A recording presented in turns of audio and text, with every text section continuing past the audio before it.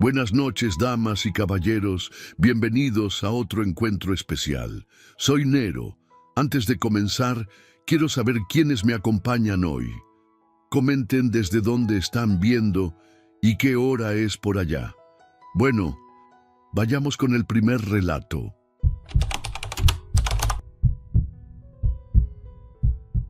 Buenas noches, Nero. Me llamo Julián y quiero contarte algo que me ha perseguido durante años. Algo que intento olvidar, pero que siempre vuelve en mis sueños. Un compañero mío se perdió en un cerro al sur de Oaxaca y hasta hoy no estoy seguro si lo que vi fue real o si simplemente sobreviví por no haber sido elegido. La primera noche que pasamos ahí, el silencio era tan espeso que me dolían los oídos. Te juro que nunca había estado en un lugar donde el sonido mismo parecía prohibido.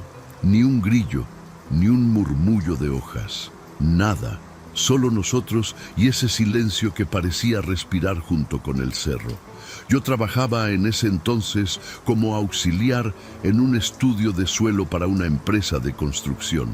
Nos habían enviado a un terreno cerca de Santiago Textitlán, una zona montañosa, húmeda, con caminos que desaparecían entre la neblina.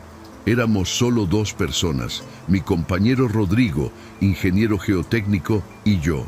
Al llegar, todo parecía normal, aunque demasiado callado. La gente del pueblo nos advirtió, pero de forma muy vaga. Solo dijeron que el monte no quiere ser molestado y que tuviéramos cuidado con lo que nos llevábamos de ahí. Pensé que era puro misticismo, cosas de la región, pero Rodrigo no. Él sí parecía inquieto desde el principio. Montamos las tiendas cerca de una cañada, donde debíamos tomar muestras de suelo a diferentes profundidades. El trabajo era rutinario, aunque había algo raro en las herramientas. Todo se ensuciaba demasiado rápido, como si la tierra se aferrara al metal. Teníamos que limpiar las palas cada 5 minutos.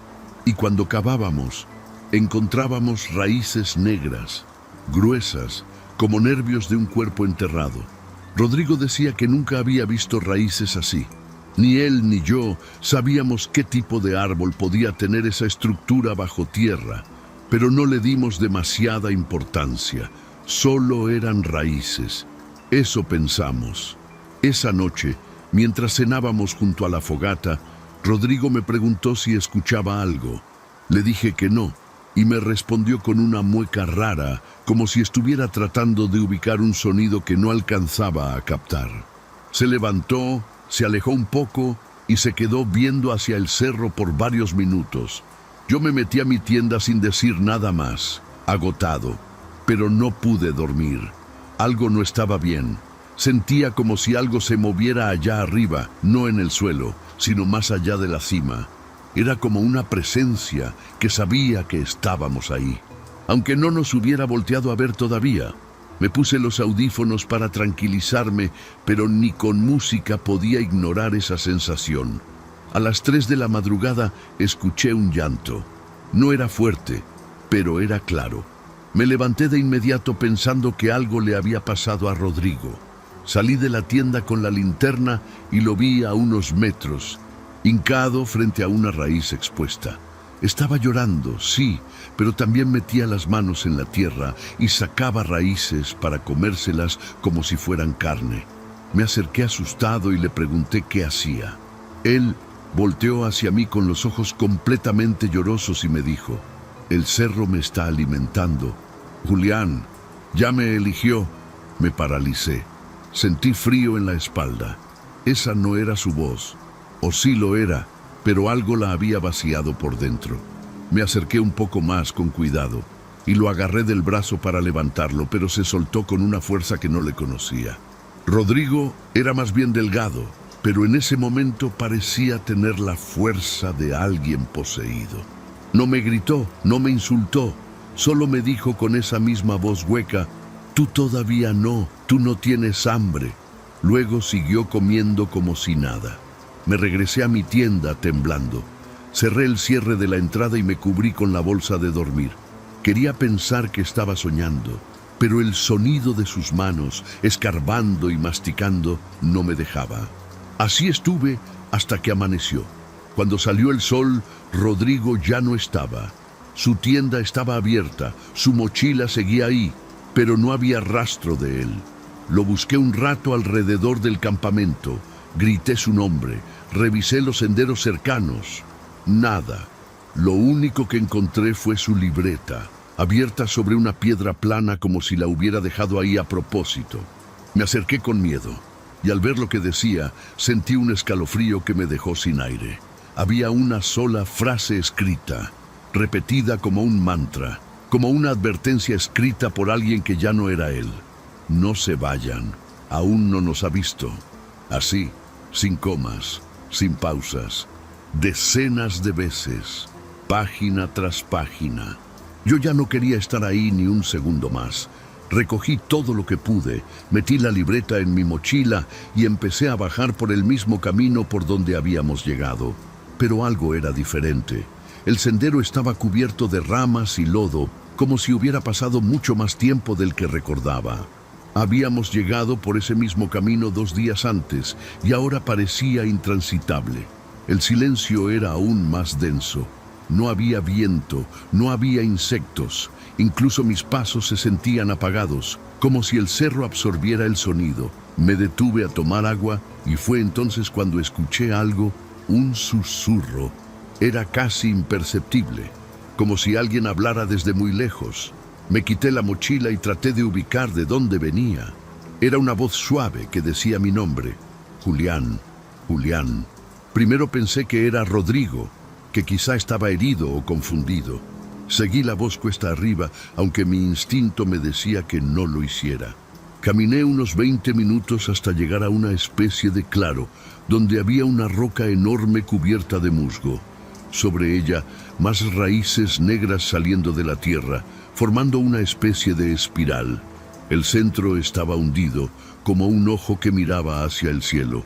Me acerqué un poco más, con el corazón latiendo a 1000, y fue ahí cuando escuché la voz mucho más clara. Tú también tienes hambre. No la escuché en mis oídos, la sentí directamente en el pecho como un pensamiento que no era mío. Me quedé paralizado. Sentía que si me movía, algo iba a atraparme. No sé cuánto tiempo estuve ahí, pero en algún momento reaccioné y salí corriendo cerro abajo sin mirar atrás. No recogí nada, dejé todo. Solo llevaba la libreta en la mochila. Bajé por un camino distinto, uno que ni siquiera recordaba haber visto antes, y después de horas de correr, llegué a una carretera. Cuando llegué a la carretera, me senté al borde del asfalto, completamente agotado. El sol estaba en lo alto y, por primera vez en días, escuché el sonido de pájaros a lo lejos. Fue como si al dejar el cerro, el mundo volviera a moverse. Un camión de redilas pasó como media hora después y me llevó hasta el pueblo más cercano. Nadie me hizo muchas preguntas. Solo dijeron que no era el primero que bajaba solo de esa montaña. Me dieron un vaso de café y me dejaron dormir en una banca de la plaza. Esa noche no hablé con nadie. Me acosté mirando el cielo, tratando de entender qué había pasado realmente allá arriba. A la mañana siguiente, fui a la comandancia para reportar a Rodrigo como desaparecido. El oficial me escuchó sin interrumpirme y cuando terminé de hablar, se quedó un rato en silencio. Luego, me dijo que enviarían a un par de hombres a revisar la zona, pero que no esperara mucho. Ese cerro ya se tragó a varios. Me dijo como si estuviera hablando de un animal. Quise mostrarle la libreta, pero me pidió que me la quedara. Eso es suyo ahora. Lo que escribió ya no es de este mundo. Fue lo único que agregó. No supe qué responder. Sentí que no valía la pena insistir. Volví a la Ciudad de México con la sensación de que algo de mí se había quedado allá arriba. Durante semanas no pude dormir bien. Soñaba con raíces negras moviéndose debajo de la tierra, envolviéndome las piernas mientras yo gritaba sin poder hacer ruido. A veces despertaba empapado en sudor, con el eco de aquella frase repitiéndose en mi cabeza. Aún no nos ha visto. Lo peor es que, con el paso de los días, empecé a notar cosas raras en mi cuerpo. Me sangraban las encías sin razón. Se me caía la piel de las manos y una vez, mientras me lavaba los dientes, escupí algo que parecía una hebra de raíz. Fui al médico, pero no encontraron nada anormal. Me hicieron estudios de sangre, placas, análisis de todo tipo. Los resultados salían normales. Me dijeron que era estrés, pero yo sabía que no era eso. Sentía que el cerro me había marcado de alguna forma, como si algo de él se me hubiera metido por la boca, por la nariz o por la mente. Una tarde, mientras revisaba la libreta de Rodrigo, noté que una de las páginas tenía algo pegado. Era una raíz delgada, seca, como prensada entre el papel.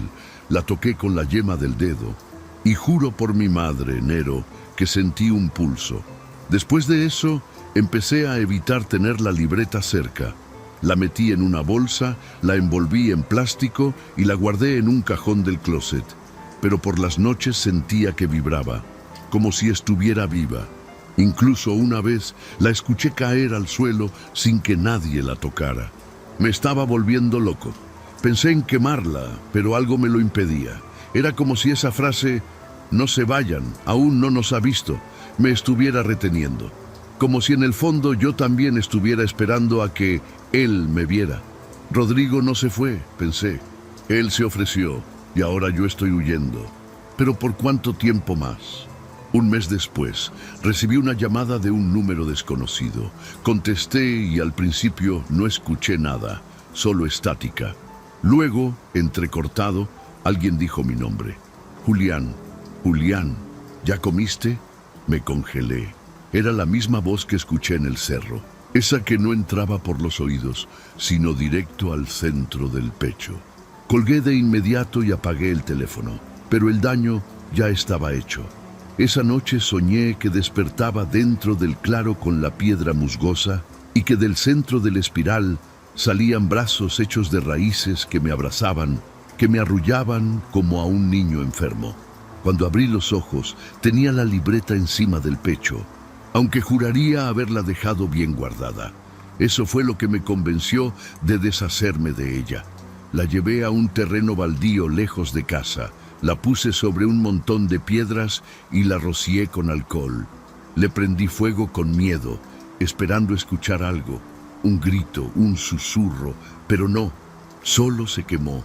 La ceniza se voló con el viento y por primera vez en semanas sentí un poco de alivio. Pensé que tal vez era eso lo que necesitaba, cerrar el ciclo, empezar de nuevo. Pero no fue así. Esa misma noche, al regresar a casa, encontré marcas de tierra en la entrada de mi departamento, como si alguien o algo hubiera estado ahí, esperando. Intenté seguir con mi vida. Volví al trabajo, traté de hablar con amigos, de mantener la cabeza ocupada, pero cada tanto la sensación volvía, como si algo me mirara desde abajo, desde los cimientos. Y lo peor es que empecé a notar cosas raras en otras personas. Un compañero del trabajo se la pasaba comiendo zanahorias crudas, sin pelar, como desesperado. Una señora en el metro lloraba mientras se chupaba los dedos cubiertos de tierra. No decía nada, solo lloraba y comía. Me pregunté si habían estado allá también, si ese cerro tenía más caminos de entrada de los que imaginamos, si ya se estaba esparciendo. Empecé a obsesionarme con mapas. Busqué la ubicación exacta donde habíamos estado, pero algo estaba mal. El GPS no marcaba el sitio, ni las coordenadas coincidían. Era como si el terreno hubiera sido borrado.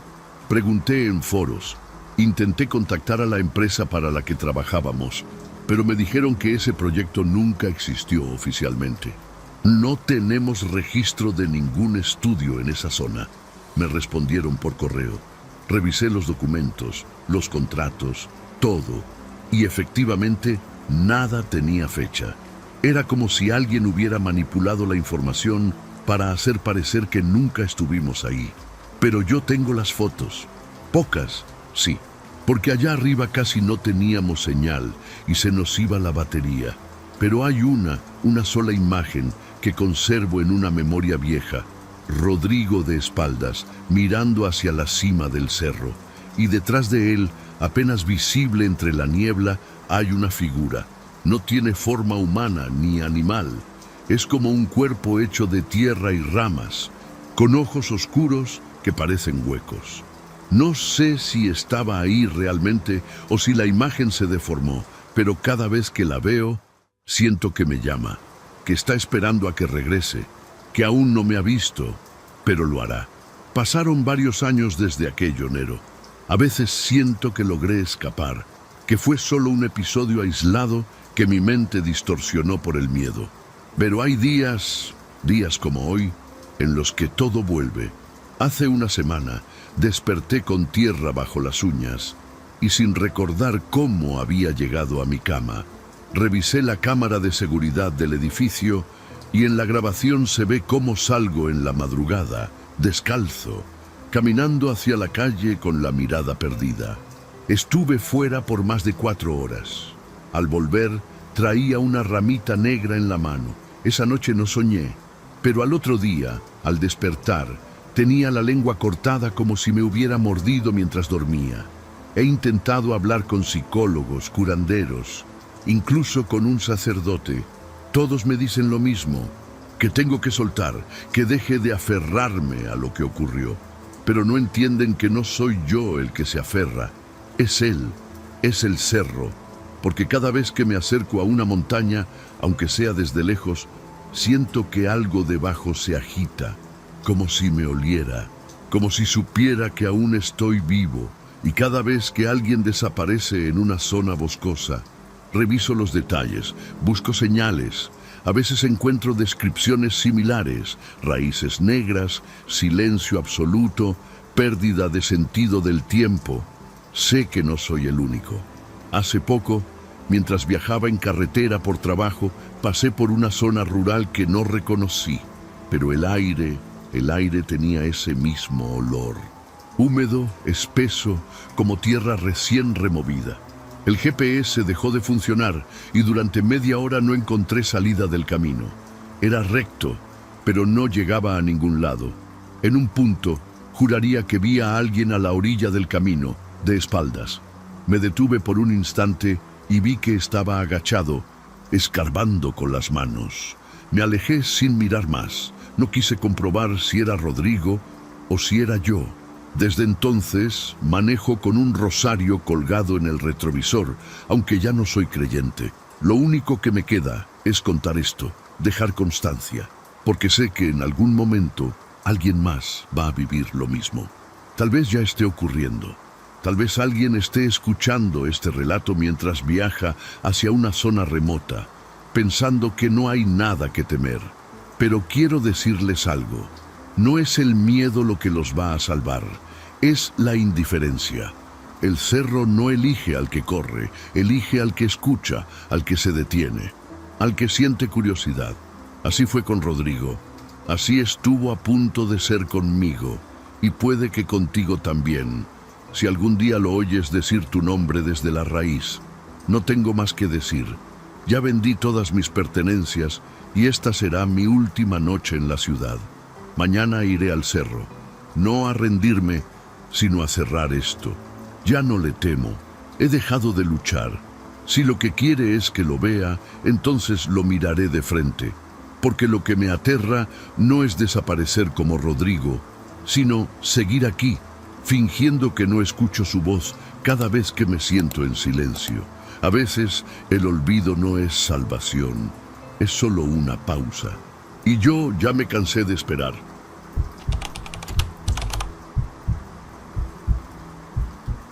Me llamo Rebeca y quiero contar algo que todavía me cuesta trabajo explicar sin que se me ponga la piel de gallina. Todo empezó hace 2 años, cuando me asignaron un proyecto ambiental para evaluar el impacto de una futura mina en un rancho abandonado, en plena Sierra de Sonora. La empresa para la que trabajaba nos instaló en un campamento improvisado, con casas de campaña, generadores y equipo técnico. El sitio estaba completamente aislado, sin señal, sin caminos pavimentados, rodeado de cerros envueltos por una neblina espesa que nunca desaparecía del todo. La primera noche sentí algo raro, como si el paisaje respirara. No supe explicarlo, pero era una sensación densa, como si algo o alguien nos estuviera observando desde el monte. Éramos 5 personas en el equipo, todos con experiencia en campo. Aún así, desde la segunda noche empezamos a notar detalles que no encajaban. Recuerdo que cada mañana, al salir de la tienda, me daba cuenta de que los árboles en la ladera frente al campamento parecían estar en posiciones distintas. Al principio pensé que era mi imaginación o el juego de la neblina con la perspectiva, pero luego empecé a tomar fotos con mi celular cada mañana, desde el mismo ángulo. Y sí, los árboles cambiaban. Algunos desaparecían por completo, otros aparecían donde no había nada el día anterior. No era natural. Uno de los ingenieros, Luis, también lo notó y comenzó a obsesionarse con encontrar una explicación lógica. Luis era el más escéptico del grupo. Decía que eran ilusiones ópticas por la humedad y el viento, pero aún así, una noche decidió seguir un sendero que, según él, había aparecido de la nada. Dijo que el camino no estaba en ningún mapa topográfico ni en las imágenes satelitales que revisamos. Me acuerdo bien porque discutimos. Yo le dije que no se metiera solo a la sierra de noche, pero él estaba convencido de que iba a encontrar una anomalía geológica interesante. Nunca regresó. Lo buscamos toda la madrugada con lámparas y drones térmicos, pero no había rastro de él. A la mañana siguiente, cuando la neblina se levantó un poco, encontramos sus botas. Estaban bien puestas, alineadas una junto a la otra, como si se las hubiera quitado con calma. Pero lo peor fue lo que había frente a ellas. Un hoyo en la tierra, negro, profundo, sin bordes visibles. La tierra alrededor estaba húmeda, como removida recientemente, pero no había huellas, ni marcas de arrastre, ni nada que explicara cómo había llegado ahí. Parecía como si la tierra lo hubiera tragado. Nadie dijo nada. Solo nos quedamos parados en silencio, escuchando el zumbido lejano del generador y el crujido leve de las ramas moviéndose solas. Después de eso, las noches cambiaron. Todos estábamos tensos, dormíamos por turnos y evitábamos alejarnos del campamento. Pero cada vez era más evidente que no estábamos solos. Podías escuchar pasos entre los árboles, muy pesados, como si algo grande caminara alrededor. Y a veces, cuando la neblina se hacía más espesa, alcanzábamos a ver figuras, sombras altas, quietas, que desaparecían si les apuntabas con la linterna. Empezamos a registrar anomalías con los sensores de movimiento y vibración, pero los datos no tenían sentido. Eran patrones erráticos, como si algo respirara bajo la tierra. Una noche, mientras revisaba las lecturas del sismógrafo portátil, noté un patrón repetitivo. Cada noche, justo a las 3:17 am, el suelo vibraba levemente por unos 10 segundos. No era un temblor común, ni causado por maquinaria. Lo más raro era que solo ocurría en un radio de aproximadamente 30 metros alrededor del campamento. Se lo comenté a Clara, la geóloga del equipo, y aunque intentó encontrarle una explicación racional, su cara lo decía todo. Tampoco entendía qué estaba pasando. Esa misma noche, decidimos quedarnos despiertas para registrar el fenómeno en tiempo real. A las 3:16 am, el silencio era absoluto. Incluso los insectos parecían haberse escondido. Nos sentamos con los aparatos encendidos y justo un minuto después, el suelo tembló, suave pero constante. No fue un movimiento normal. Fue como un pulso, una respiración subterránea. Clara me miró y supe que ella también lo sintió en el pecho, como si el suelo nos hablara desde dentro. Luego escuchamos un crujido lejano, como ramas quebrándose y algo moviéndose entre los árboles. Las linternas no alcanzaban a iluminar más allá de la neblina, pero las sombras se deslizaban, cambiando de forma. Algo nos estaba rodeando. Clara quiso irse del sitio al día siguiente. Me dijo que sentía que algo la observaba desde el bosque, algo que no quería que estuviéramos ahí. El supervisor del proyecto, que apenas venía una vez por semana, pensó que estábamos exagerando. Pero al segundo día sin Luis, él también empezó a mostrarse nervioso. En la noche, se encerró en su tienda y no salió ni para cenar. Al amanecer, nos dimos cuenta de que su tienda estaba vacía. La cremallera abierta desde dentro, sin señales de lucha, sin notas. Solo estaba su radio tirado afuera, encendido, repitiendo un chasquido intermitente que no se detenía, como si alguien intentara hablar desde el fondo de un pozo. Ese fue el punto de quiebre. Nos quedábamos tres, Clara, Iván y yo. Los tres queríamos irnos, pero el camino de regreso a la base estaba bloqueado, literalmente. El camino de terracería por el que habíamos llegado estaba cubierto por árboles caídos, troncos gruesos que no podían haberse caído por sí solos ni en esa dirección. Lo más extraño era que nadie los había escuchado caer. Clara se puso pálida y empezó a decir que los árboles se movían a propósito, que el bosque nos estaba atrapando. Iván, que hasta entonces había sido muy callado, dijo algo que me heló la sangre. Esto no es un bosque, es algo que se hace pasar por uno. Esa noche intentamos mantenernos juntos, turnándonos para vigilar. Pero cerca de las 3 de la madrugada me despertó el sonido de un susurro muy bajo, como si alguien estuviera rezando desde afuera de mi tienda. Pensé que era Clara o Iván, pero cuando salí, vi que ambas tiendas estaban cerradas. Caminé unos pasos y entonces lo vi, algo alto, delgado, con la piel grisácea y los ojos brillando entre los árboles. No se movía, solo me observaba. Me quedé paralizada. Luego, sin hacer un solo sonido, la figura se desvaneció dentro de la neblina como si nunca hubiera estado ahí. Corrí de regreso al campamento y me metí en mi tienda sin atreverme a cerrar los ojos el resto de la noche. A la mañana siguiente, Clara ya no estaba.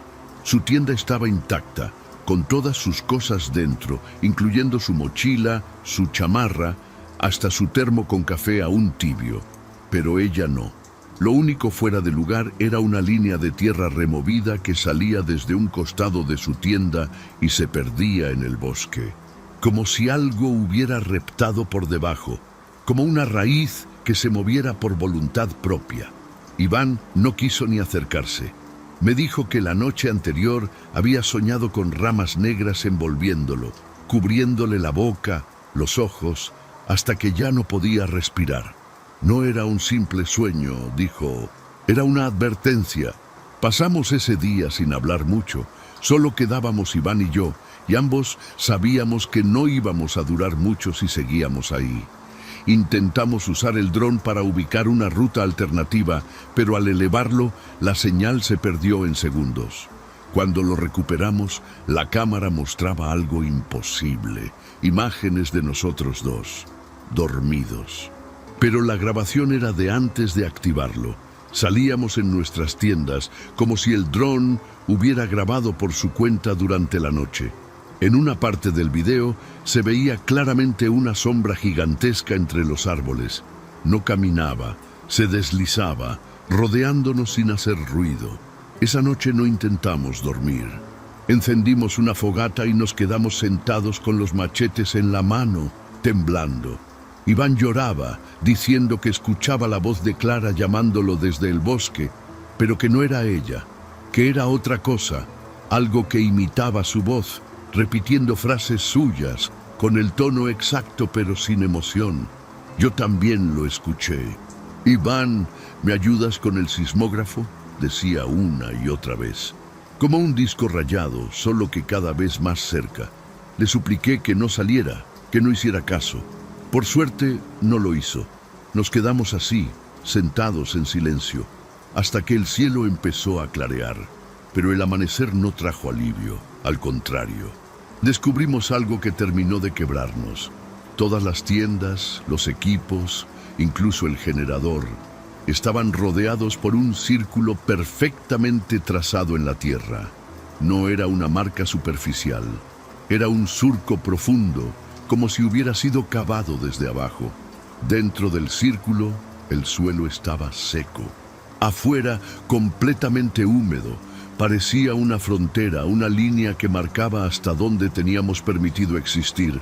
Iván me dijo, con los ojos hundidos por el miedo, que habíamos sido sembrados en ese lugar como semillas, que eso, lo que fuera, estaba esperando que germináramos.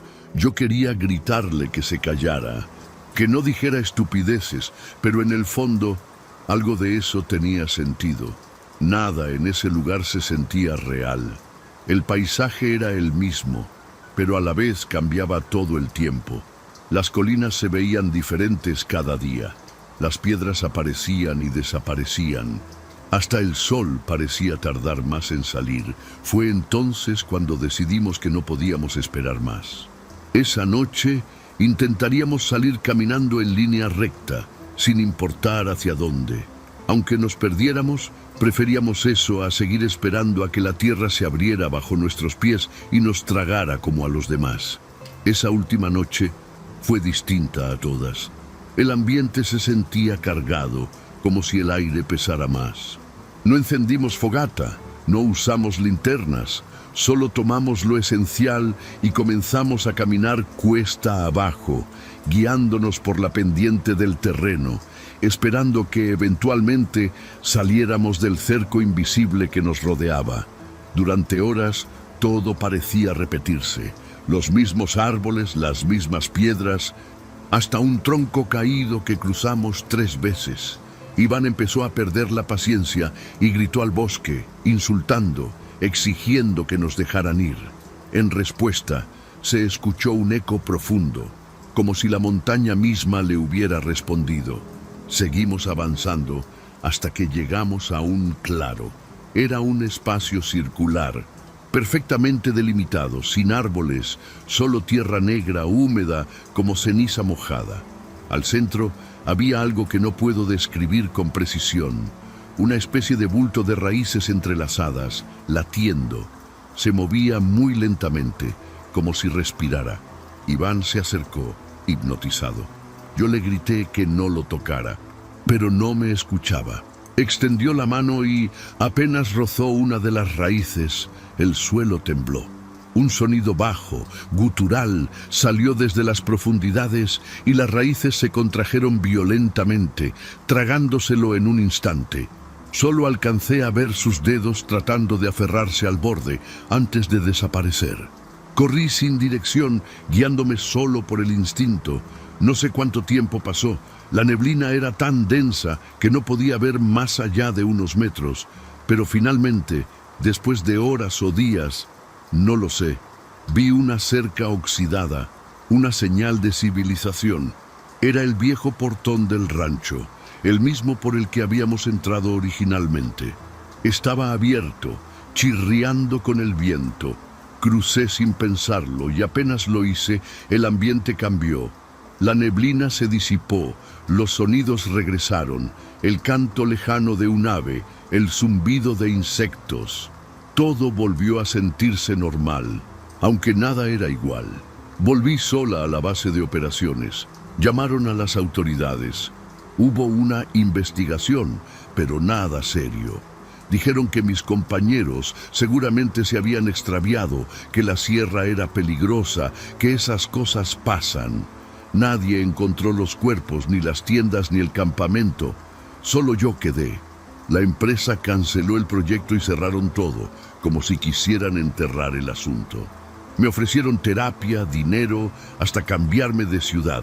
Acepté, pero nunca pude dejar de pensar en lo que vi, en lo que sentí. Un año después, revisando mis archivos, encontré una foto que no recordaba haber tomado. Era del claro, justo en el centro de ese círculo de tierra negra. Pero había algo más. Al fondo, entre los árboles, se veían figuras, muchas, altas, quietas, alargadas, como raíces humanas, y todas miraban hacia la cámara. No he vuelto a pisar la sierra, no pienso hacerlo, pero a veces, cuando cierro los ojos, Puedo oír el susurro de las raíces moviéndose bajo la tierra, esperando su próxima semilla. Después de todo lo vivido, decidí no volver a trabajar en campo. Pedí un traslado a oficina, lejos de zonas rurales, lejos de cualquier montaña. Aún así, nunca he podido dormir del todo tranquila. Lo que más me atormenta no es lo que vi, sino lo que sentí. Esa sensación de estar siendo cultivada, como si el bosque me hubiera estado preparando para algo. Las pesadillas no me dejaron por meses. Soñaba con Iván, atrapado dentro de la tierra, con Clara mirando desde detrás de los árboles, con Luis caminando sin ojos por el mismo sendero que lo desapareció. Un día, por simple impulso, traté de encontrar el lugar en Google Maps. Busqué las coordenadas, los caminos rurales, todo, pero el sitio ya no existe. No aparece en ninguna vista satelital, como si lo hubieran borrado digitalmente, como si nunca hubiera estado ahí. Mandé un correo a un excompañero que trabajó conmigo en el proyecto para preguntarle si recordaba algo. Me respondió en una sola línea: no hables más de eso. Fue lo último que supe de él. Días después, su número ya no estaba activo. La empresa para la que trabajábamos cerró operaciones en Sonora y todo rastro del proyecto desapareció de sus registros. Una vez, intentando encontrar algo de sentido, hablé con un viejo campesino del norte del estado. Me dijo que hay lugares que no deben ser habitados, que el monte es más viejo que cualquier historia que podamos entender. A veces, me dijo, la tierra abre la boca no para tragar, sino para sembrar lo suyo. No entendí del todo, pero sus palabras se me quedaron grabadas. Él no se sorprendió cuando le conté lo que vi.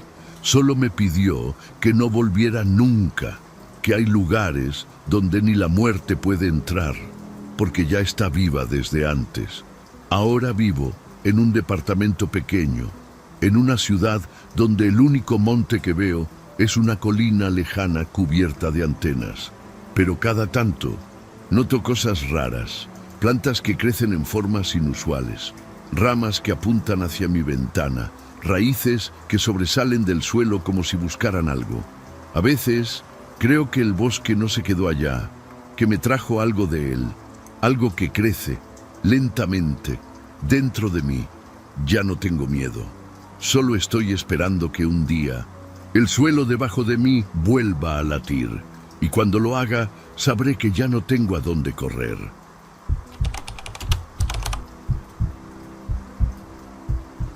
Me llamo Teresa y quiero contarte algo que todavía me cuesta trabajo explicar, aunque ya han pasado varios años.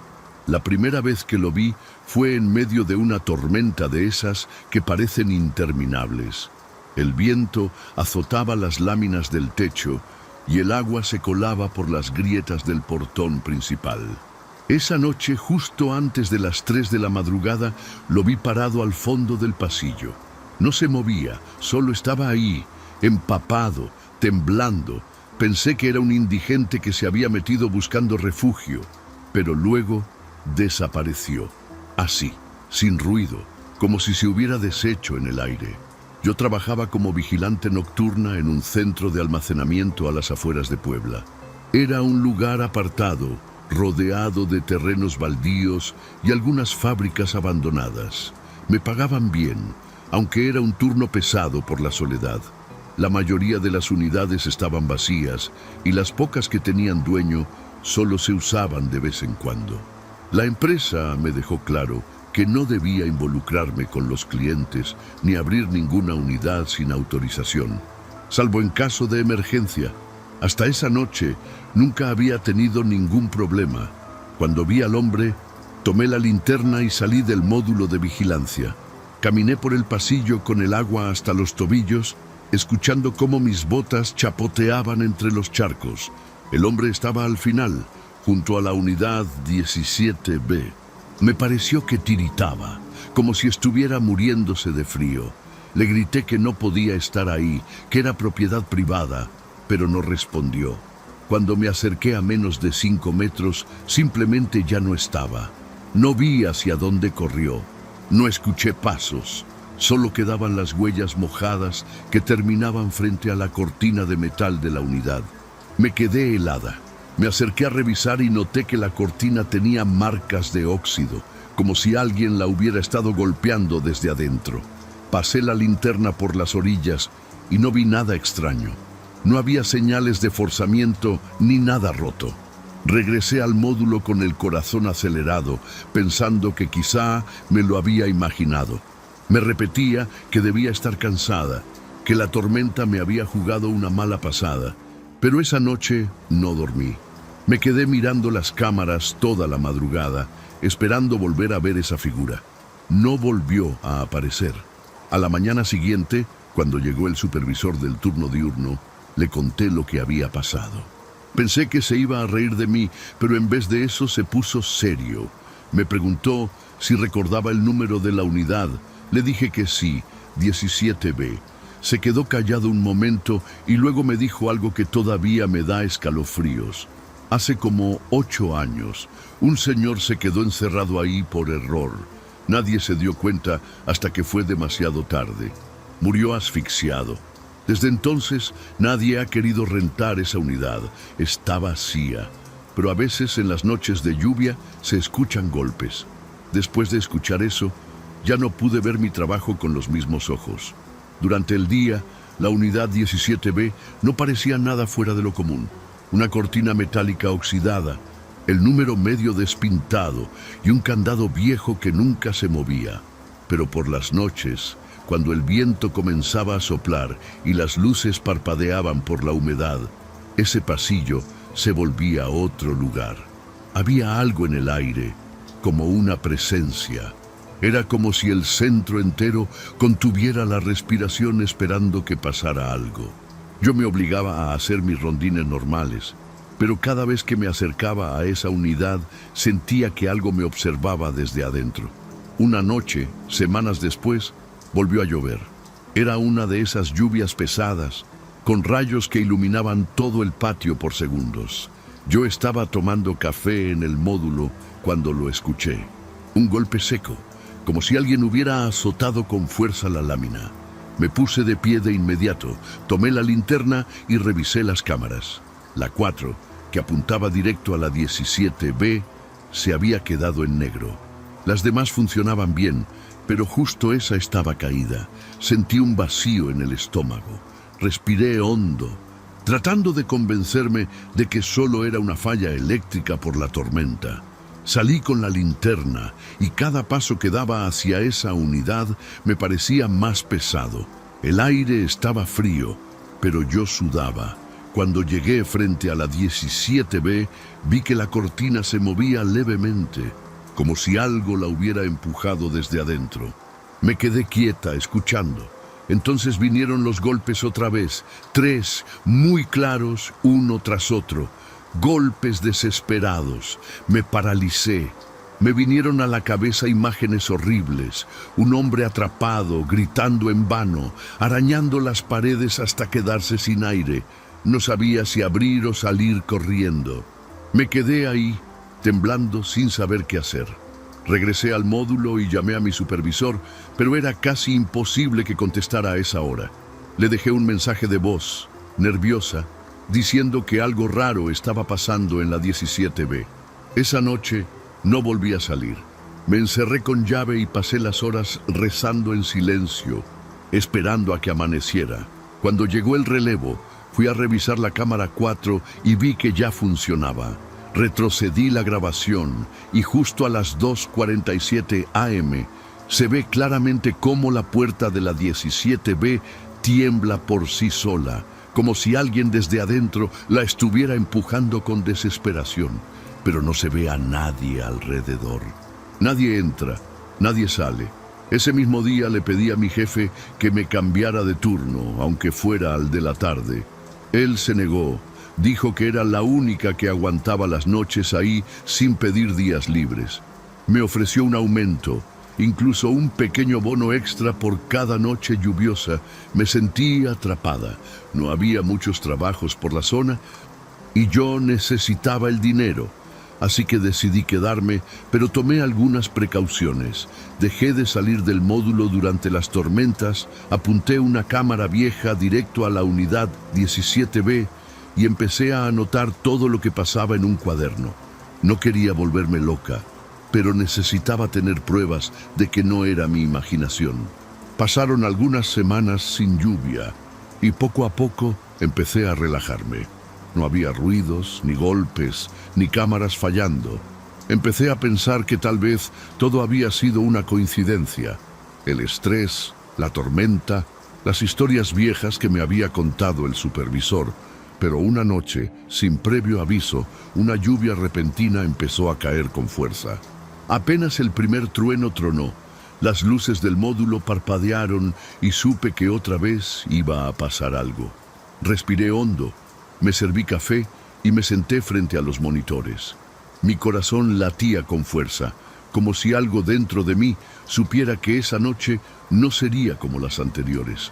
A las 2:11 a.m., el monitor de la cámara vieja que apuntaba a la 17B comenzó a temblar, como si la señal se estuviera forzando. Me acerqué para ver mejor. La imagen se volvió borrosa por unos segundos y luego, ahí estaba, una silueta, de pie, justo frente a la cortina metálica. No era un hombre cualquiera, no se movía, no se agachaba. No hacía nada más que estar ahí, empapado, mirando fijamente a la puerta. Lo más extraño era que su silueta no proyectaba sombra con los relámpagos. Era como si no perteneciera al lugar, como si fuera parte de la misma oscuridad. Intenté grabar el video con mi celular, pero la imagen empezó a distorsionarse justo cuando lo apunté. Se escuchó un golpe seco, no en el monitor, sino en el módulo. Me giré de inmediato, pero no vi nada. El ruido venía del techo. Subí corriendo a la pequeña escalerilla del exterior para revisar, pensando que se había soltado alguna lámina. Pero no, todo estaba en su lugar. Sin embargo, sentí algo raro, como si alguien estuviera respirando detrás de mí. No me atreví a voltear. Bajé tan rápido como pude, con la piel erizada y las manos temblando. Cuando volví al monitor, la silueta ya no estaba. A partir de esa noche, algo cambió. Las cámaras empezaron a fallar con más frecuencia, pero solo las que estaban cerca de la unidad 17B. Un foco del pasillo se fundía cada 2 o 3 días, siempre el mismo. Y lo peor, los golpes ya no venían solo con la lluvia. Empezaron a escucharse en noches secas, incluso con cielo despejado. Eran más suaves, como si alguien intentara llamar con cuidado, pero no dejaban de sentirse desesperados. En una ocasión, escuché mi nombre. Lo juro, Nero. Alguien susurró mi nombre desde el intercomunicador viejo del módulo. Cuando respondí, no hubo nada. Solo un zumbido agudo y luego silencio. Decidí hablar con el guardia que estuvo antes que yo, uno que se retiró por problemas de salud. Lo encontré a través de un conocido. Nos vimos en un café del centro y desde que llegué noté que evitaba hablar del tema. Pero cuando le mencioné la unidad 17B, su cara cambió. Se puso pálido.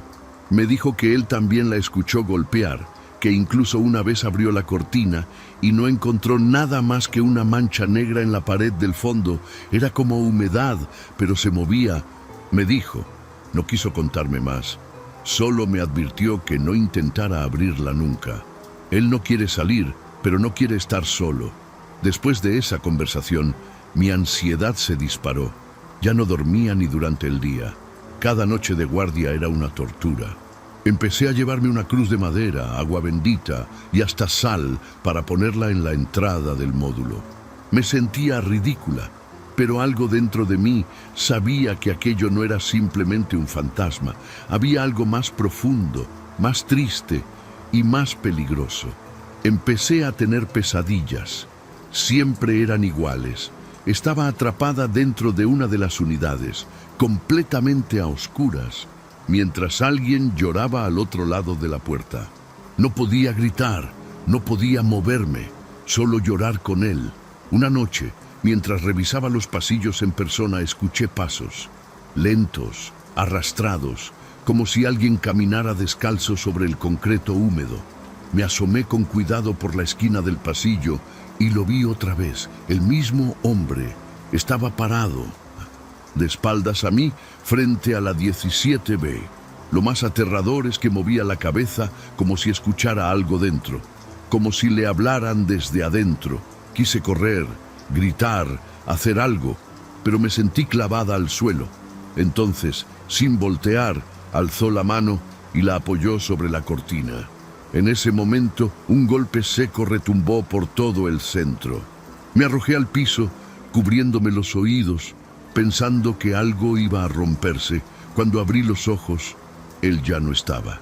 Me acerqué temblando a la unidad y vi que donde había puesto la mano había quedado una huella negra, como quemada, que se deshacía poco a poco con la lluvia.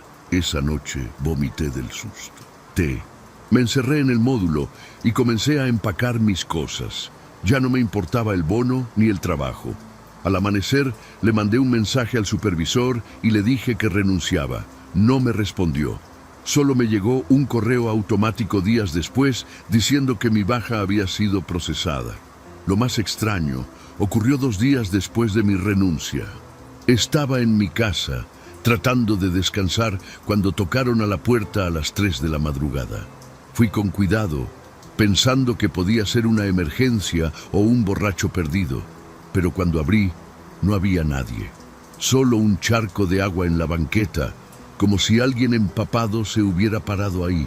Al día siguiente, recibí una llamada del mismo número del centro de almacenamiento. Nadie habló, solo se escuchaba lluvia. Y luego, muy bajito, 3 golpes metálicos. Colgué de inmediato. Cambié mi número y me fui a casa de una tía en Veracruz por unas semanas. Pensé que todo había quedado atrás, que alejarme sería suficiente. Pero una parte de mí sabía que mientras lloviera, él seguiría ahí. No lo dejaban descansar. O tal vez, peor aún, él ya no sabía que estaba muerto. La idea de que ese hombre estuviera condenado a repetir su última noche me perseguía todo el tiempo. Las noticias decían que en Puebla habría lluvias intensas esa temporada, y solo con escuchar los truenos en la televisión se me erizaba la piel.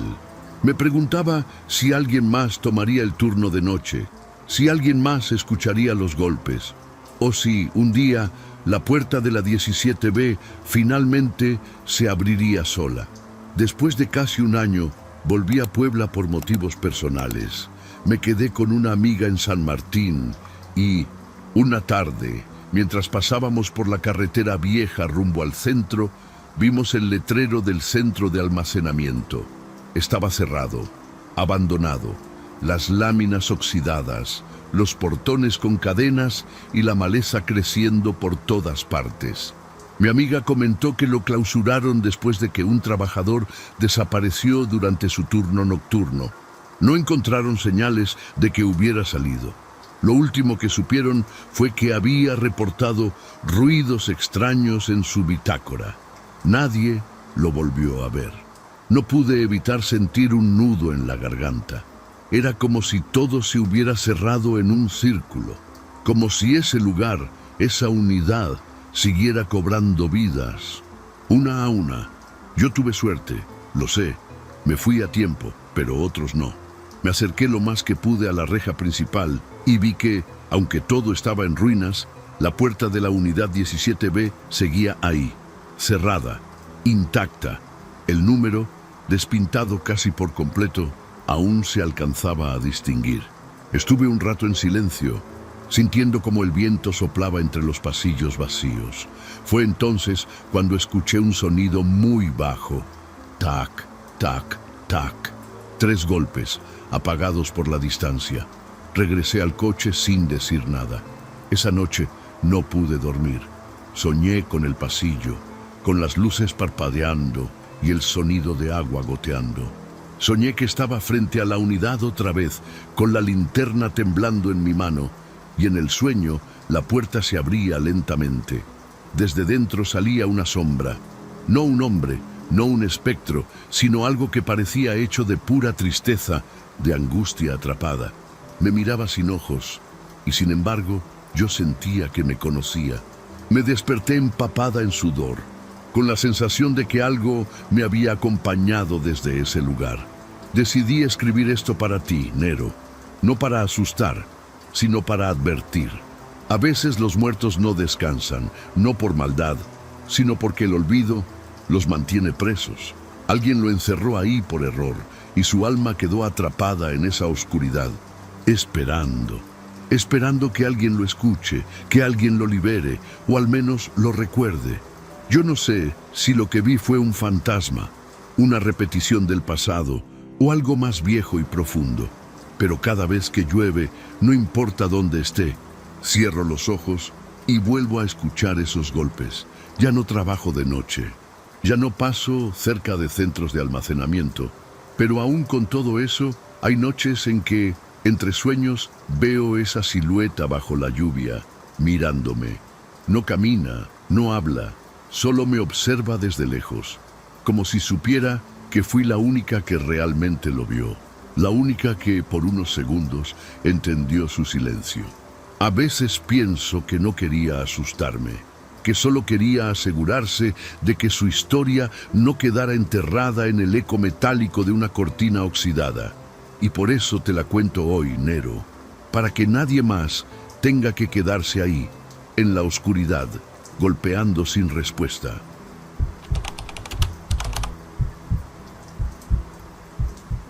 Buenas noches, Nero. Me llamo Brenda y quiero contar algo que me persigue desde hace 3 años. Esa noche, en medio de una tormenta brutal, vi algo que no tenía que haber visto. Desde entonces mi madre ya no duerme sin revisar los aljibes. No importa dónde estemos, si en casa de mis tías, en la ciudad, o incluso en hoteles, siempre pregunta si hay un aljibe cerca, y si lo hay, no descansa hasta asegurarse que está vacío. A veces pienso que recuerda lo mismo que yo, pero no quiere aceptarlo. Todo comenzó cuando decidimos pasar una semana en una antigua hacienda en los Altos de Jalisco. Mi madre había conseguido el contacto por una amiga suya, que le dijo que era un lugar tranquilo, ideal para descansar. Cuando llegamos, me sorprendió lo bien cuidada que estaba la propiedad, a pesar de lo aislada que se encontraba. Los jardines estaban perfectamente podados, las paredes encaladas y ni una sola hoja seca fuera de lugar. Pero había algo raro en el ambiente, como si todo el lugar se moviera al ritmo de algo que no podíamos ver. El personal nos trató con una amabilidad exagerada. Siempre sonreían, hablaban en voz baja y se aparecían justo antes de que los necesitáramos, como si supieran lo que íbamos a pedir antes de decirlo. Recuerdo que esa primera noche cenamos en el comedor principal y noté que todos los trabajadores comían a la misma hora. En silencio, en otra sala contigua. Nadie hablaba, ni siquiera entre ellos. Solo masticaban lentamente, con los ojos clavados en sus platos. Cuando les pregunté a qué hora cerraban el comedor, una señora mayor me dijo que ahí no se cerraba nada, que las puertas seguían abiertas para los que bajan. Esa frase me dejó helada. Pero mi madre soltó una risita nerviosa y dijo que seguramente era una expresión local. Yo no insistí, aunque sentí que había algo más detrás de esas palabras. Al volver a nuestra habitación, noté que había marcas de lodo seco en el marco de la ventana, como si alguien hubiera estado ahí antes que nosotras. No le di mucha importancia, pensando que tal vez eran restos de lluvia antigua, pero en la madrugada escuché cómo alguien se movía fuera, caminando con pasos lentos, pesados, como arrastrando los pies en la tierra mojada. Al día siguiente, nos advirtieron que la tormenta de la noche anterior solo había sido el comienzo, que en esa temporada era común quedarse incomunicados por la lluvia. Nos ofrecieron quedarnos unos días más, sin costo adicional, hasta que se calmara todo. Mi madre aceptó encantada, pero yo ya empezaba a sentirme inquieta. Había algo demasiado perfecto en ese lugar, como si todo estuviera montado para aparentar normalidad. Y cuando pregunté si había señal de celular o internet, el hombre que parecía ser el encargado solo me dijo: aquí no entra lo que viene de fuera. La segunda noche fue todavía más extraña. La tormenta empezó temprano, como a las 7, con relámpagos que parecían golpear justo encima de la hacienda. El viento chillaba entre los árboles y el agua caía con tanta fuerza que las ventanas vibraban. Mi mamá y yo estábamos leyendo en la cama cuando de repente ella se levantó sin decir una palabra. Caminó hacia la puerta como si algo la llamara. Yo le pregunté a dónde iba, pero no me respondió. Solo volteó un segundo a verme, con los ojos entrecerrados, y salió al pasillo. La seguí unos segundos después, preocupada. El pasillo estaba oscuro, apenas iluminado por una lámpara de aceite que alguien había dejado encendida en una repisa. Escuché sus pasos descalzos alejándose hacia el fondo del corredor. No sé por qué, pero en ese momento sentí un miedo profundo, como si estuviera cometiendo un error al seguirla. Aún así, bajé por las escaleras sin hacer ruido.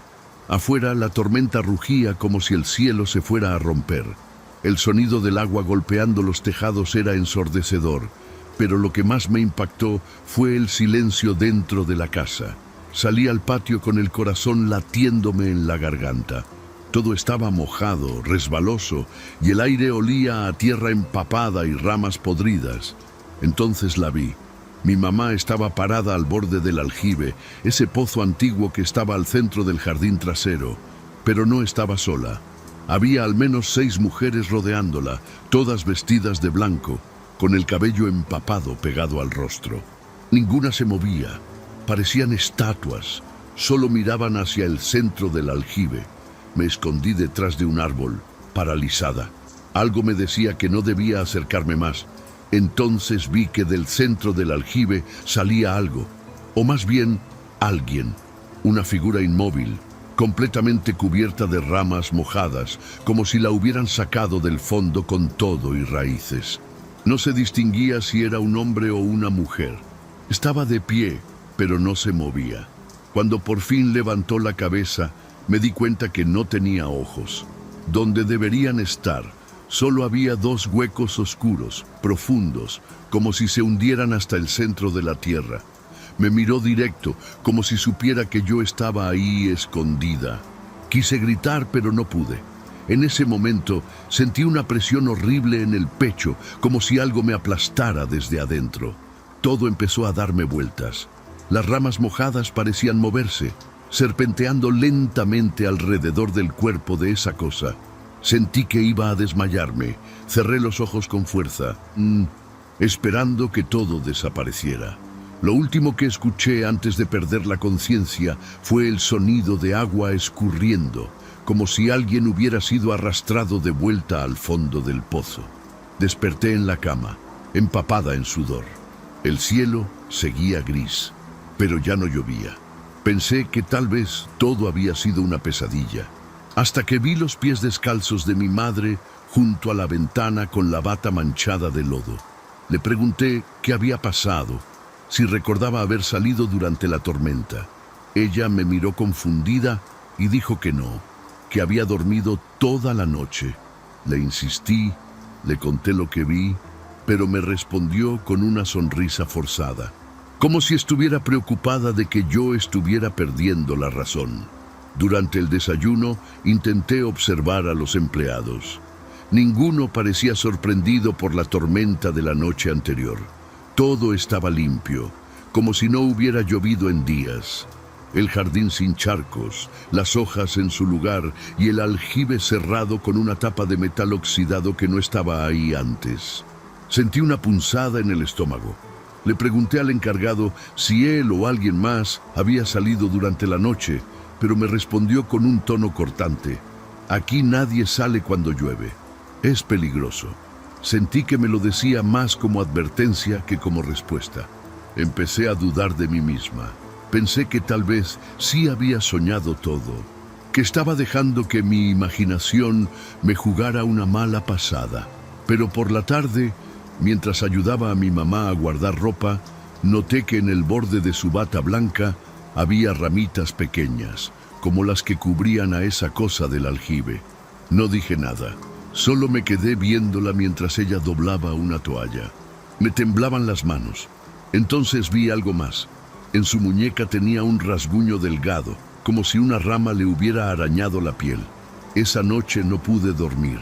Cada vez que cerraba los ojos, veía esos huecos en la cara de la figura del aljibe. Esa mirada vacía que se clavó en mí como un anzuelo. A la medianoche, escuché a mi mamá levantarse otra vez. Fingí estar dormida, pero esta vez no salió del cuarto. Se paró frente al espejo y se quedó ahí, inmóvil, por más de media hora. La observé con el corazón latiéndome en el cuello. No decía nada, no se movía. Solo miraba su reflejo como si esperara a que algo apareciera del otro lado. La mañana siguiente, antes de desayunar, me sorprendió verla salir al patio con una linterna en mano. Caminó directo hacia el aljibe. Yo la seguí en silencio, esta vez sin esconderme. La vi levantar la tapa con cuidado, como si ya supiera cuánto pesaba. Se quedó mirándolo un rato largo. Luego se dio cuenta que yo estaba ahí. Y me dijo con voz baja, casi temblorosa: «Hay que revisar que esté vacío. Siempre hay que revisar». Y aunque yo no podía ver nada desde donde estaba, sentí que algo allá abajo también nos miraba a nosotras. Después de esa mañana, todo cambió. Ya no volví a ver a los otros huéspedes. Incluso el personal parecía reducirse poco a poco, como si se fueran desvaneciendo sin que nos diéramos cuenta. Mi mamá ya no hablaba mucho. Pasaba las tardes sentada cerca del aljibe, observando, como esperando que algo regresara. Yo trataba de distraerme leyendo o caminando por los pasillos, pero el silencio de la casa era opresivo. Cada crujido, en cada gota, me hacía voltear con el estómago encogido. Algo nos había seguido desde esa noche y no quería soltarnos. Un día me armé de valor y me acerqué al aljibe sola. Esperé a que mi madre se durmiera y con una linterna en la mano me asomé. Al principio no vi nada, solo agua negra reflejando el cielo nublado. Pero cuando apunté más profundo, vi algo moviéndose en el fondo. No era claro, pero parecía una figura humana, flotando, sin rostro, sin forma definida. La linterna comenzó a parpadear y sentí una brisa fría salir del pozo, como si algo respirara desde dentro. Cerré la tapa de golpe y salí corriendo, y casi tropezando con las piedras del camino. Esa noche mi madre no dormía. Me dijo que había escuchado algo arañando la puerta. Cuando salí a revisar, no había nadie, pero encontré marcas de lodo en la madera. No eran huellas comunes, sino como garras largas hundidas en la madera vieja. Comenzamos a escuchar susurros por la madrugada, palabras sin sentido, en voces que no eran humanas. A veces venían desde el fondo del aljibe, otras veces desde los espejos o incluso del closet. Yo intentaba no enloquecer, pero mi mamá, ella ya no parecía la misma. Una madrugada escuché que hablaba sola. Me acerqué a su cama y la oí repetir una frase: «Las que bajan, las que bajan». No sabía a qué se refería, pero lo dijo con una voz que no era la suya. Era más áspera, más profunda. Esa fue la última noche que pasamos en la hacienda. Al amanecer, sin decir nada, mi mamá hizo las maletas y pidió que alguien la llevara al pueblo más cercano. No discutí. Sentí que si nos quedábamos un día más, ya no íbamos a poder salir. Y honestamente, no estaba segura de que la persona que se fue conmigo fuera realmente mi mamá. En el camino de regreso, ella no habló, solo miraba por la ventana, murmurando algo muy bajo. Cuando llegamos a casa, tratamos de volver a la normalidad, pero nada volvió a ser como antes. Ella empezó a revisar cada aljibe que encontraba, en casas, en ranchos, incluso en terrenos baldíos. No lo decía en voz alta, pero yo sabía que buscaba algo, o que trataba de asegurarse de que eso no nos hubiera seguido. Pero a veces, por las noches, la escucho levantarse y quedarse parada frente al espejo. Y tengo miedo de que tarde o temprano vuelva a escuchar esa voz que no es suya. Han pasado 3 años desde aquella visita, Nero, pero hay noches en las que todo vuelve. Cuando llueve fuerte, cuando el cielo truena como en esa hacienda, mi madre se pone tensa, como si esperara algo.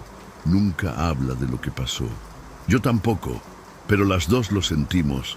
Ese peso en el pecho, ese silencio espeso que se instala justo antes de que algo toque la puerta. Ya no vivimos igual. Yo evito los espejos después de medianoche. Ella sigue preguntando por los aljibes y nunca duerme con la ventana abierta. Hace poco fuimos a casa de una prima que vive en un rancho cerca de San Juan de los Lagos. Todo era normal, tranquilo, pero al segundo día mi mamá preguntó si había pozo. Mi prima le dijo que sí, que al fondo del terreno había uno viejo, ya sin uso. Esa noche la encontré allá, con una lámpara en la mano, parada frente al brocal de piedra. Me dijo que tenía que verificar, que a veces ellas regresaban. Si el agua se quedaba quieta por mucho tiempo, esa forma de hablar ya no era como antes. Sonaba como si repitiera algo aprendido, memorizado. Yo traté de convencerla de irnos, pero se puso agresiva. Dijo que si no revisaba, se abría el paso. Que si el aljibe no estaba vacío, las que bajan subían. Su mirada estaba perdida y sus manos temblaban. Esa noche dormí con miedo. Al día siguiente, el aljibe estaba tapado con ramas secas. Cuando pregunté quién lo había cubierto, nadie supo decirme. Mi prima juró que nunca había visto ese pozo cerrado así. Y lo peor, había huellas de barro alrededor, pero ninguna de nosotras había salido durante la madrugada.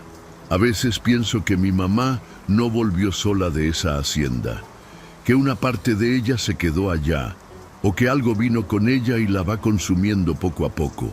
En las fotos antiguas que tengo de antes de ese viaje, la noto distinta, más viva, más presente. Ahora su mirada se queda fija en lugares vacíos, como si viera cosas que yo no veo. Y de vez en cuando, en su voz, escucho ese tono áspero, profundo, el que usó cuando murmuraba dormida. A veces me pregunta si yo la vi también, pero nunca se atreve a decir a quién. Hace una semana encontré una hoja en su mesita de noche. Solo tenía una frase escrita a mano, en letra temblorosa. El aljibe está lleno. La tiré sin decir nada, pero desde entonces cada noche escucho gotas cayendo, aunque en esta casa no hay pozo. Anoche me levanté y vi que mi madre estaba en el baño, de espaldas al espejo, repitiendo algo sin parar. Cuando le pregunté qué decía, me volteó a ver. Y Nero, te juro que por un segundo sus ojos no estaban.